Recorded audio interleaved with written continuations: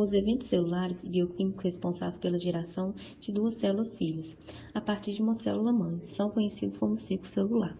A divisão celular e a geração de novas células são fundamentais para diversos processos celulares, tais como o desenvolvimento embrionário, o crescimento do organismo, a regeneração ou a renovação tecidual, a reprodução assexuada e a formação de gametas.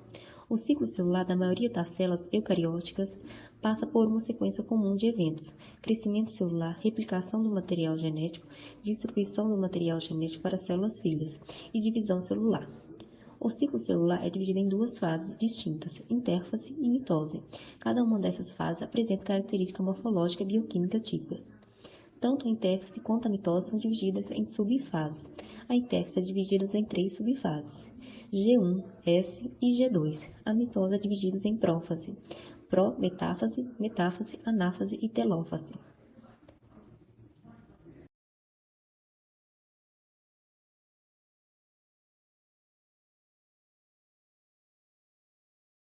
Período G1 é um período de intensa atividade bioquímica, no qual a célula cresce em volume e o número de organelas aumenta. Ocorre a síntese do RNA no sentido de fabricar proteínas, lipídios e glicídios. Período S. Acontece a replicação do DNA e as novas moléculas de DNA associam a proteínas básicas chamadas histonas, formando-se cromossomos constituído por duas cromatídeos ligados pelo centrômero. Período G2. Síntese de mais proteína e produção de estruturas membranárias que serão utilizadas nas células filhas resultantes da mitose. Mitose. A fase mitótica, embora varia em aspectos mínimos de uns organismos para os outros, é basicamente semelhante na maior parte das células eucarióticas. Esta fase, em que uma célula se divide em duas células filhas, podem ser constituídos dois processos consecutivos: a mitose propriamente dita, ou a cariocinese, divisão de núcleo, e a citocinese, divisão de citoplasma. Terminada a divisão nuclear, cariocinese, geralmente inicia-se a divisão citoplasmática, citocinese, completando-se desta forma a divisão celular, que originará duas células filhas.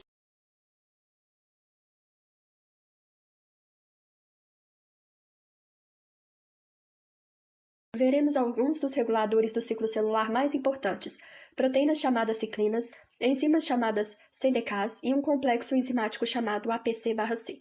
Ciclinas. Ciclinas são um grupo de proteínas relacionadas e existem 4 tipos básicos encontrados em seres humanos e na maior parte dos outros eucariontes, que são as ciclinas G1, ciclinas G1/S, ciclinas S e ciclinas M.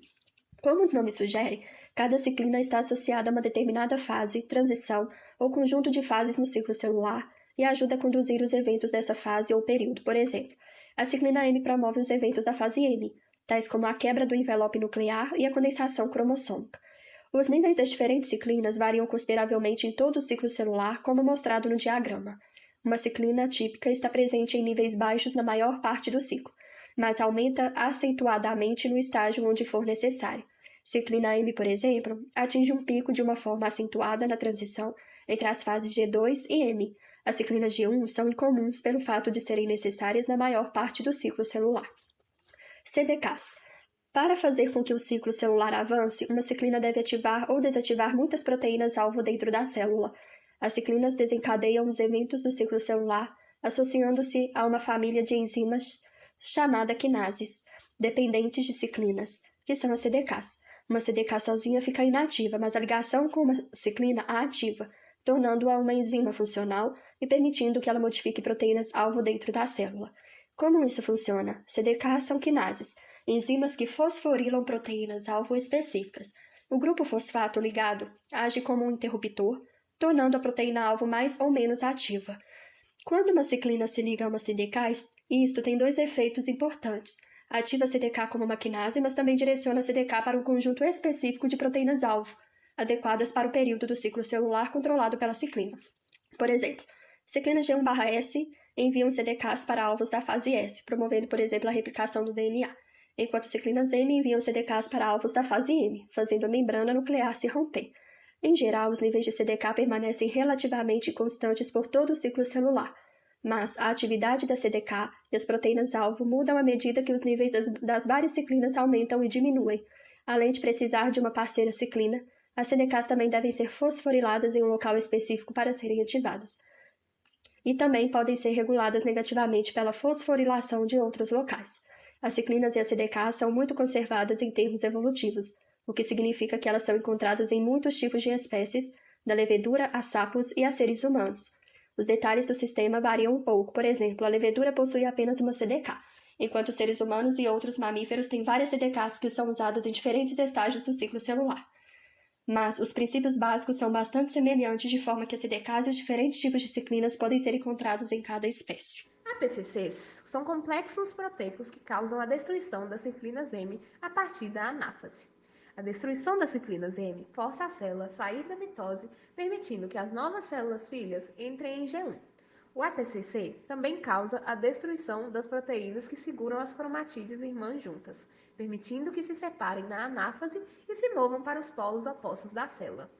Assim como uma CDK, o APCC é uma enzima, mas seu tipo de função é diferente da CDK. Em vez de ligar um grupo fosfato a seus alvos, ele adiciona uma pequena proteína de marcação chamada ubiquitina. Quando um alvo é marcado com ubiquitina, ele é enviado ao proteásomo, que pode ser considerado a lixeira de coleta reciclável da célula, e é destruído. Por exemplo, o APCC liga um marcador de ubiquitina às ciclinas M, fazendo com que elas sejam trituradas pelo proteásomo e permitindo que as recém-formadas células filhas entrem na fase G1. O APCC também usa marcação com ubiquitina para provocar a separação de cromatídeas irmãs durante a mitose.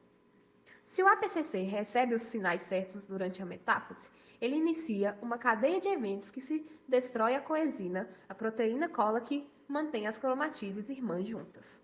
O APCC primeiro adiciona uma marcação de ubiquitina a uma proteína chamada securina, mandando-a para a reciclagem. A securina normalmente se liga a uma proteína chamada separase, inativando-a.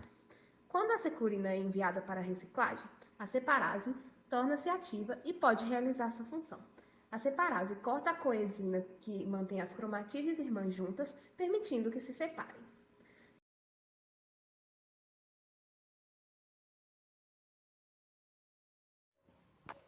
O gene P53 tem uma função essencial no controle do ciclo celular em caso de dano ao DNA.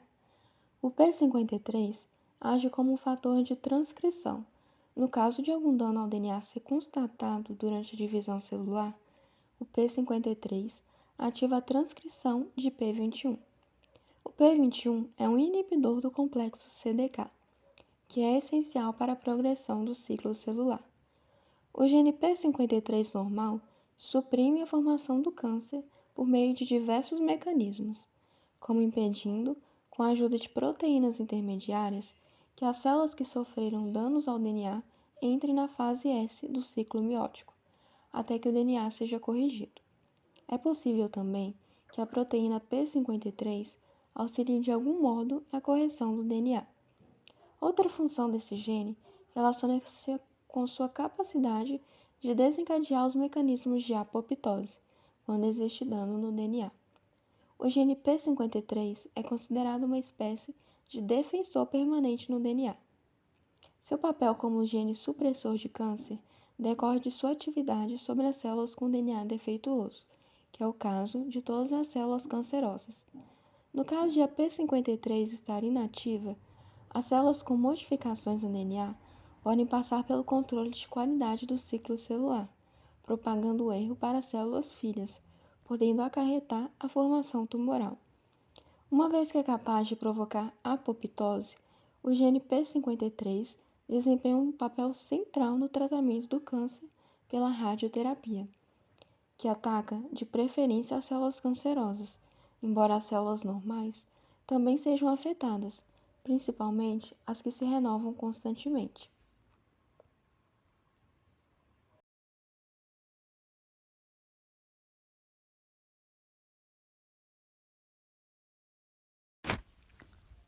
As mutações podem afetar diferentes genes que controlam o crescimento e a divisão celular. Alguns destes genes são chamados de genes supressores de tumor. As mutações podem também tornar alguns genes normais em genes cancerígenos, conhecidos como oncogenes.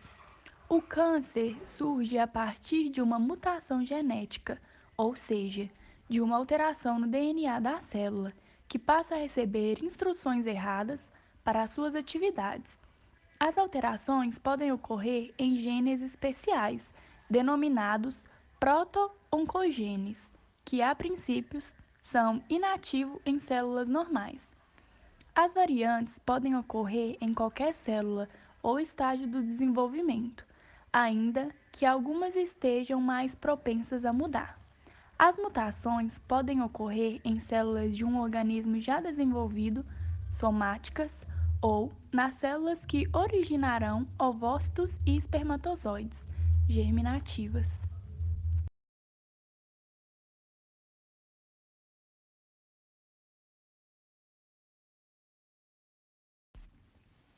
Na quimioterapia, o tratamento varia de paciente para paciente dependendo do tipo de tumor, idade e condições gerais de saúde. A medicação pode ser administrada por via oral, intravenosa, endovenosa, intramuscular, subcutânea, intracelular e tópica, tendo diferentes mecanismos de ação, como inibidores de microtúbulos. São quimioterápicos que interferem na estrutura responsável pela divisão do material genético durante a divisão celular.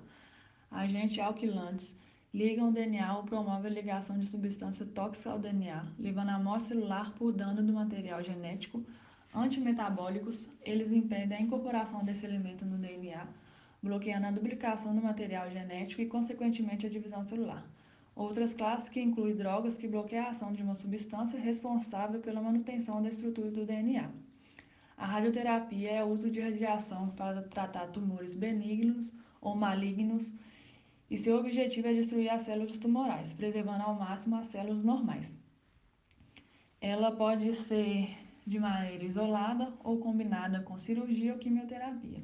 São comuns os termos neoadjuvante, antes da operação para reduzir o tamanho do tumor e facilitar o procedimento, adjuvante, depois da cirurgia para diminuir a chance da doença aparecer novamente, e exclusiva, tratamento isolado. A radioterapia é a única modalidade de tratamento. Na quimioterapia, o DNA das células cancerígenas é destruído através da radiação, impedindo sua reprodução.